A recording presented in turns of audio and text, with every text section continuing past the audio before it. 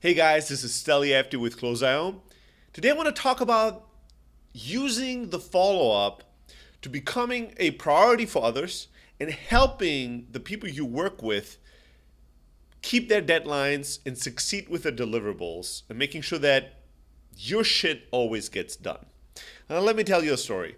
Years and years ago, probably 15 years at this point, I was running a small business back in Europe, and my two brothers together were running another business that I was also an owner in.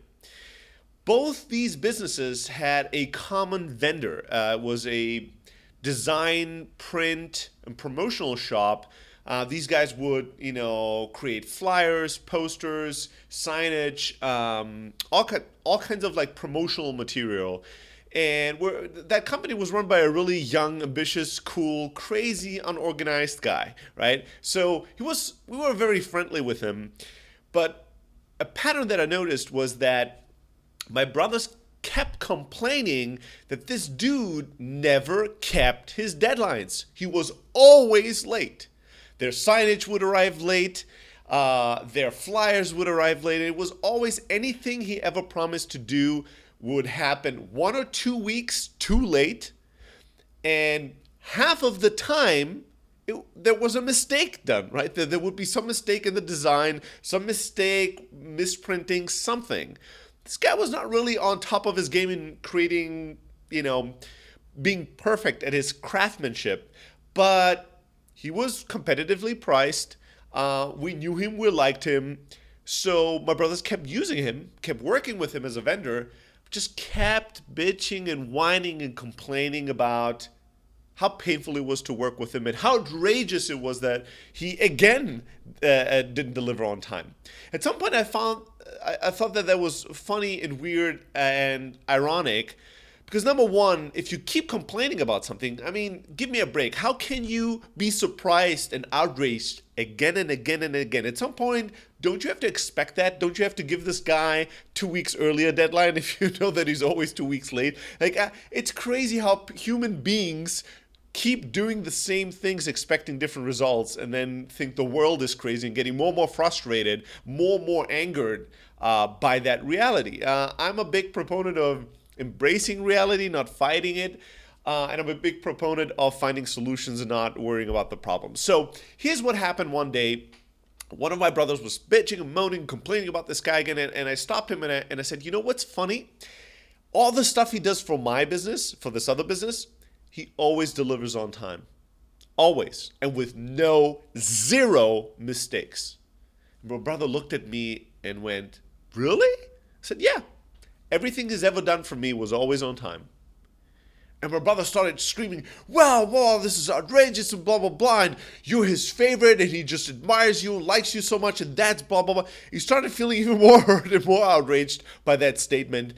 And eventually, once, he ran out of steam, I asked him, do you want to know how I do this? Do you know how I make him keep all his deadlines and deliver everything in perfect quality? My brother thought about it for a moment and went, yeah, sure.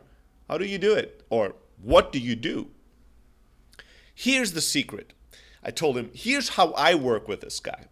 When I discuss a job with him and I tell him about a deadline, let's say it's Thursday and I need something done by next Wednesday. I ask him, are you 100% certain that you can deliver this task, deliver this product to me by next Wednesday? The guy says, yes, of course, no problem, I can do it. Here's what I tell him next. I said, all right, my man, it's Thursday. You have to deliver this work by Wednesday. This is very important to me. So on Monday, I'm going to check in with you. I'm going to give you a call. If I don't get you on the phone, I will follow up with an email to check in if we're still on time, if everything's running smooth, if you still hold the deadline. And then on Tuesday, I will check in with you again to make sure that the quality's fine, all the questions I answered, to make 100% certain and to make sure I provide you with enough support to deliver this on Wednesday 100%, in 100% quality, 100% of the time, I'm going to work with you and support you to make that happen. Here's what happened when I did that, when I said this to this guy. He knew this was a good person, by the way, a good person, hardworking, but he always struggled keeping his deadline because he always took on too many jobs, too much to do. And he was not the most organized person in the world. So here's how he prioritized. And this is how most people prioritize. This is how you prioritize, probably. The person that's going to be the biggest pain in your ass, or the person that's going to be most in your face, most in front of you, is going to get their job done first. And the person that you might like equally as much, or even much more, but that's not complaining, that's kind of quiet and just waits for you to deliver whatever it is to deliver, that person is going to be at the bottom of your priority list. Now, you're going to feel bad about it. You know, you have the bad conscience, you have guilt, you have all these emotions. I should really deliver this task to this guy.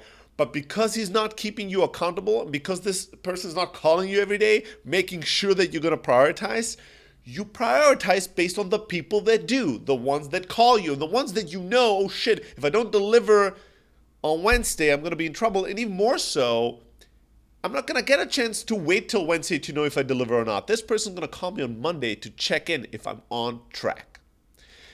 I did this with this vendor once or twice. And after that, just telling him that I would check in with him a few days before I had to deliver the job guaranteed me to always get my work done cleanly, perfectly. When there were problems, I knew about it early. I didn't know about it on Wednesday. I knew about it on Monday and was able to address the problem with him, give him solutions, tell him what to do. And I had the right expectations. I knew exactly what to expect. I knew where the job was. I know how the progress was and what progress was being made by then. Doing this once or twice taught him, conditioned that vendor to always make me a priority and to always work perfectly. And I'm proud of that. And that made my life better, my business better, my relationship with him better. Once I told that to my brother, I could see the aha moment. He was like, holy shit. Well, you want to tell me that I need to be, but why is it my job that I have to tell him that I'm going to check in with him? I said, it's easy. It's because you keep working with him. You can go do and find another vendor and find a vendor that can do all this, always on time, always perfect, without your help. But since you keep working with this guy, it's your responsibility to get the best out of him. It's your responsibility to get what you want. It's not his responsibility. So this is a very effective method to do so. You can use it or not. You know, it's safe to say my brothers started using that method and became a priority to this vendor as well. And they kept being happier and happier, and the relationship with that vendor improved. And, 10 or 15 years later, they still use him for certain things. They still work with this vendor. Isn't it amazing? The follow-up is not just a great tool for you to check in and get somebody to jump on a call with you or close a deal or get that investment or get that article written about you in some important journal or blog. The follow-up can do magic in all kinds of areas in life. And one area is if you use the follow-up correctly, and if you use checking in and making yourself a priority with people and vendors and business partners correctly, you're going to rise to the top of their top of mind.